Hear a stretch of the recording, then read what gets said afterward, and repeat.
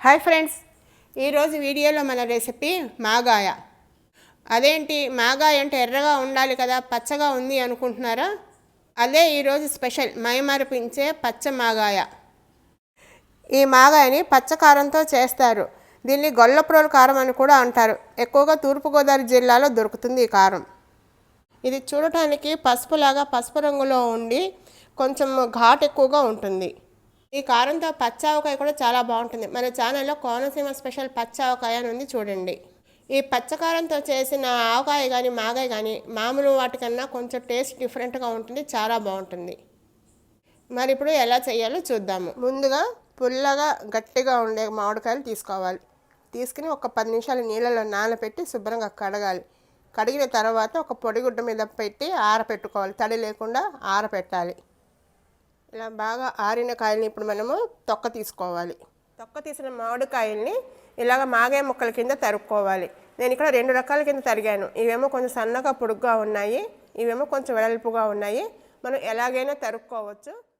మనం తరిగిన ముక్కల్ని ఒక గిన్నెతో కానీ కప్పుతో కానీ కొలుచుకోవాలి, ముక్కల్ని బట్టి. ఇక్కడ కొన్ని ముక్కలే ఉన్నాయి కాబట్టి నేను కప్పుకి నిండుగా కొలుచుకున్నాను. 4 కప్పుల ముక్కలు వచ్చాయి. ఈ ముక్కల్ని కలుపుకోవడానికి వీలుగా ఉంటుందని ఒక ప్లాస్టిక్ డబ్బాలోకి ట్రాన్స్ఫర్ చేసుకున్నాను. ఇప్పుడు ఈ ముక్కల్లో 1 స్పూన్ పసుపు వేయాలి. అలాగే మనం ముక్కల్ని ఏ కప్పుతో అయితే కొలుచుకున్నామో అదే కప్పుతోటి 1/2 కప్పుకి కొంచెం తక్కువగా ఉప్పు వేసి బాగా కలిసేలాగా కలపాలి. ఈ ఉప్పు కూడా ఉప్పుని బట్టి ఉంటుంది. తక్కువ అయితే కావాలంటే కలుపుకోవచ్చు. ముందే ఎక్కువ వేసేసామంటే తీయడం కష్టం. ఇలా కలిపిన ముక్కలకి తడి తగలకుండా మూత పెట్టి 1 రోజంతా ఊరనివ్వాలి. కాయ పుల్లగా ఉందంటే 1 రోజుకే ఊట బాగా వచ్చేస్తుంది. చూసారు కదా వీడియోలో, ఊట బాగా వచ్చింది. బాగా వచ్చిందంటే 1 రోజు సరిపోతుంది, లేదంటే 2-3 రోజులు ఉంచాలి మళ్ళీ. ఇప్పుడు ఈ ముక్కల్ని ఊటని వేరు చేయాలి. ముక్కల్ని గట్టిగా పిండి ఇంకొక పళ్ళెంలోకి పెట్టుకోవాలి. ఇవి కొన్నే ఉన్నాయి కాబట్టి మన చేతితో వీళ్ళంత గట్టిగా పిండి పక్కన పెట్టుకోవాలి. అదే పాత రోజులైతే ముక్కలు ఎక్కువ ఉన్నప్పుడు ఒక పల్చటి కాటన్ గుడ్డలో మూట కట్టి రసాన్ని పిండేవారు. చూసారు కదా వీడియోలో, ముక్కల్ని దూరంగా పరుచుకోవాలి. అలాగే ఊట కూడా సపరేట్గా పెట్టుకోవాలి. ఇప్పుడు ఈ ముక్కల్ని ఊటని ఎండలో పెట్టుకోవాలి. ఊట కొంచెమే ఉంది కాబట్టి 1 గంట ఎండలో పెట్టి తీసేయచ్చు. ముక్కలు మాత్రం కొంచెం ఎండాలి. ముక్కలు కొంచెం ఎండిన తర్వాత పైకి కిందకి తిప్పాలి. అప్పుడు కింద ఉన్న ముక్కలు కూడా ఎండుతాయి బాగా. ఎండ తీవ్రతని బట్టి 1 రోజు సరిపోతుంది. కొంచెం తక్కువ ఉంటే 2 రోజులు పెట్టాలి. నాకు 1 రోజు ఎండ సరిపోయింది. చూసారు కదా, ముక్క తడి పొడిగా ఉండాలి. అలానే మరి ఎండిపోకూడదు, గట్టిగా అయిపోకూడదు ముక్క. ముక్కలు ఎండలో తీసిన తర్వాత కొంతసేపు ఆ వేడి తగ్గే వరకు చల్లారనివ్వాలి. కొద్దిగా చల్లారిన తర్వాత ముక్కల్ని తీసి ఆ ఊటలో కలిపేయాలి. ముక్కల్ని ఊటలో కలిపిన తర్వాత కనీసం 1 అరగంట సేపు అలా నానబెట్టాలి. ఇలా చేయడం వల్ల ఎండిన ముక్కలు ఊటని పీల్చుకుంటాయి. ఈలోగా ఆవాలు మెంతులు పొడి రెడీ చేసుకుందాం. నేను సీజన్లో కొంచెం ఎక్కువ చేసి పెట్టేసుకుంటాను. ఆ 2 నెలలు ఎన్ని రకాల పచ్చళ్ళు చేసుకున్న పనికి వస్తుందని. దానికోసం 1 గ్లాసుడు మెంతులు తీసుకుని కలుపుతూ ఎర్రగా వేయించుకోవాలి. తక్కువ వేయింది అంటే చేదు వస్తుందో, జిగురు కూడా వచ్చేస్తుంది. అలాగని ఎక్కువ వేయించామంటే మాడిపోతే కష్టం, టేస్ట్ పూర్తిగా మారిపోతుంది. అందుకని దగ్గర ఉండి కలుపుతూ ఎర్రగా వేయించుకోవాలి. మెంతులు కలర్ మారింది, కమ్మటి వాసన కూడా వస్తుంది. జాగ్రత్తగా ఇప్పుడు మాడిపోకుండా కొంచెం కలర్ ఇంకో డార్క్ వచ్చే వరకు వేయించుకోవాలి. ఎందుకంటే మెంతులు వేడెక్కిన తర్వాత గబగబా వేగిపోతాయి. మీడియం ఫ్లేమ్లోనే పెట్టుకుని వేయించుకోవాలి. హైలో మాత్రం పెట్టకూడదు. హైలో పెడితే ఏమవుతుందంటే పైన కలర్ మారిపోయి లోపల పచ్చిగా ఉంటుంది, చేదుగా ఉంటుంది. మెంతులు ఎర్రగా అయిపోయాయి. ఇప్పుడు తీసేసి ఒక పళ్ళెంలో వేసుకుందాము. ఇప్పుడు అదే మూకుల్లో అదే గ్లాస్ తోటి ఆవాలు, మెంతులు ఎంత వేసామో ఆవాలు కూడా అంతే. కావాలంటే తక్కువ కూడా వేసుకోవచ్చు. నేనైతే ఇప్పుడు ఈక్వల్గా వేస్తున్నాను. ఇది చిట్టపట్టలాడే వరకు వేయించుకోవాలి. ఆవాలు వేగినప్పుడు చిట్టపట్టలాడుతుంది, ప్లస్ రంగు కూడా మారుతుంది. ఇప్పుడు ఇవన్నీ నల్లగా ఉన్నాయి కదా, వేగిన తర్వాత తెల్లగా వస్తుంది. ఆవాలు చిట్టపట్టలాడుతున్నాయి, వినిపిస్తుందా? ఎగురుతున్నాయి. ఆవాలు వేయించేప్పుడు ఇది ఒకటి జాగ్రత్తగా ఉండాలండి, ఎగురుతాయి. వేగిన తర్వాత జాగ్రత్తగా ఉండాలి. ఇప్పుడు స్టవ్ కట్టేద్దాం. ఆ వేడికి ఇంకా వేగుతుంది. స్టవ్ కట్టేసుకుని ఈ మెంతులు ఆవాలు బాగా ఆరే వరకు ఉండి తర్వాత మెత్తగా గ్రైండ్ చేసుకోవాలి. బాగా ఆరిన ఈ ఆవాలు మెంతుల్ని ఇలా మిక్సీ జార్లో వేసుకుని మెత్తగా గ్రైండ్ చేసుకోవాలి. ఇలా మెత్తగా అయిన పొడి మనం గ్రైండ్ చేసాం కదా, కొంచెం వేడిగా ఉంటుంది. కొంచెం చల్లారిన తర్వాత ఎయిటెడ్ డబ్బాలో పెట్టుకుంటే నిల్వ ఉంటుంది ఒక 2-3 నెలల పాటు. ఇదేనండి మన మాగాయ హీరో పచ్చకారం.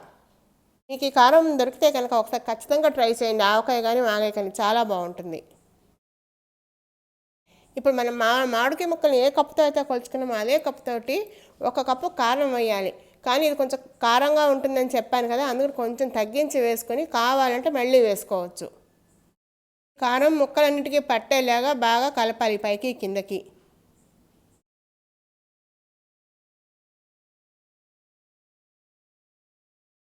కారం కలిసిన తర్వాత ఒక 2-3 స్పూన్లు మనం రెడీ పెట్టుకున్న ఆవాలు మెంతుల పొడి ఉంది కదా, అది కూడా వేసి బాగా కలపాలి. ఊట సరిపోయినట్టుగా లేదు, కొంచెం అన్నీ వేసి కలిపాక పొడి పొడిగా అనిపిస్తుంది. కారం కొంచెం వేస్తే బాగుండి అనిపించింది. మనం ఇందాక తగ్గించి వేసాము కదా, ఇప్పుడు ఆ బ్యాలెన్స్ వేసి కలిపేద్దాము. అన్నట్టు మిమ్మల్ని ఒకటి అడగడం మర్చిపోయాను. మీలో ఎంతమంది ఇలాగ పచ్చకారంతో మాగాయ పెడతారో చెప్తారా? ఇప్పుడు అన్నీ కలిపిన తర్వాత ఒకసారి మూత పెట్టి కొంచెంసేపు పక్కన పెడదాము. ఈ లోపల పోపు వేసుకుందాం. పప్పు కోసం పప్పు నూనె 3 రోజుల్లో వేసి వేడి చేశాను. చెప్తూ ఉంటాను కదా, ఊరగాయలకి ఎప్పుడు పప్పు నూనె అయితే బాగుంటుంది. లేని పక్షంలో వేరుశనగను కూడా వాడుకోవచ్చు. ఇప్పుడు నూనె వేడిగా అయిన తర్వాత ఆవాలు వేసి చిట్టుపట్లాడించాలి. ఆవాలు వేగి చిట్టుపట్లాడుతున్నాయి. ఇప్పుడు అందులో ఇంగువ వేసి స్టవ్ కట్టేయాలి. కట్టేసిన తర్వాత నూనె పూర్తిగా చల్లారే వరకు ఆగాలి. నూనె పూర్తిగా ఆరిన తర్వాతే మాగాయలో వేసి కలపాలి. వేడిగా కలిపేస్తే ముక్కలు మాగినట్టుగా అయిపోయి వాసన వస్తుంది. చెప్పాను కదా, కొంచెం ఈ ముద్ద పొడి పొడిగా ఉన్నట్టుగా ఉంది. ఊట సరిపోలేదు అనుకున్నాం కదా, అందుకనే కొంచెం ఇప్పుడు నీళ్లు పోసి కలుపుదాము. ఆగండి, కంగారు పడుతున్నారా? ఒక పక్కన తడిపి తగలకూడదు అనుకుంటూ ఇన్ని నీళ్లు పోసేస్తున్నానని. దానికి ఒక చిట్కా ఉంది, చూస్తున్నారు కదా వీడియోలో. నీళ్లు బాగా మరిగించాలి. మరిగిన తర్వాత పూర్తిగా చల్లారనివ్వాలి. బాగా చల్లారిన తర్వాత మాత్రమే నీళ్ళని కలపాలి. ఇలా ఉంటే అసలు పాడయ్యే ప్రశ్నే లేదు. ఏమాత్రం వేడిగా ఉన్నా కూడా ముక్క ఉడికినట్టుగా అయిపోయి ఊసు వాసన వస్తుంది. ఇలా ఊట సరిపోకపోతే పాతకాలంలో అమ్మమ్మలు ఇలాగే చేసేవారు. చూసారు కదా, కొంచెం ముద్దలాగా అయ్యింది. ఇప్పుడు మనం ఇందాక రెడీ చేసుకున్న పోపు పూర్తిగా ఆరిందా లేదా చూసుకుని దాన్ని బాగా కలిపి ఈ ముద్దలో వేసి కలిపేయాలి. నూనెని కలపడం మర్చిపోకూడదు, ఎందుకంటే మనం వేసిన ఇంగువ కిందకి వెళ్ళిపోతుంది. మీకు నా ఈ రెసిపీ వీడియో నచ్చిందా? నచ్చినట్టయితే లైక్ చేయండి, షేర్ చేయండి, కామెంట్ చేయడం మర్చిపోవద్దు, సబ్స్క్రైబ్ చేయడం అసలు మర్చిపోవద్దు. నాకు మీ సపోర్ట్ ఇలాగే ఉండాలని కోరుకుంటున్నాను. ఇలా అన్నీ బాగా కలిపిన తర్వాత ఒక 2 రోజులు ఊరిన తర్వాత తింటే చాలా బాగుంటుంది. రెడీ అయిన ఈ పచ్చ మాగాయని గాజు సీసాలో కానీ పింగాణి జడిలో కానీ స్టోర్ చేసుకోవాలి. ఇప్పుడు మనం దీన్ని ఒక సర్వింగ్ బౌల్లోకి ట్రాన్స్ఫర్ చేసుకుందాము. అంతేనండి, ఎంతో రుచిగా ఉండే పచ్చకారంతో చేసిన పచ్చ మాగాయ రెడీ. మరి మీరు కూడా ఒకసారి తప్పకుండా ట్రై చేసి ఎలా వచ్చిందో నాకు కామెంట్ బాక్స్లో పెడతారా? అలాగే పచ్చకాయ రెసిపీ లింక్ కూడా డిస్క్రిప్షన్ బాక్స్లో ఇస్తాను. అవసరం అనుకున్న వాళ్ళు ఒకసారి చెక్ చేయండి.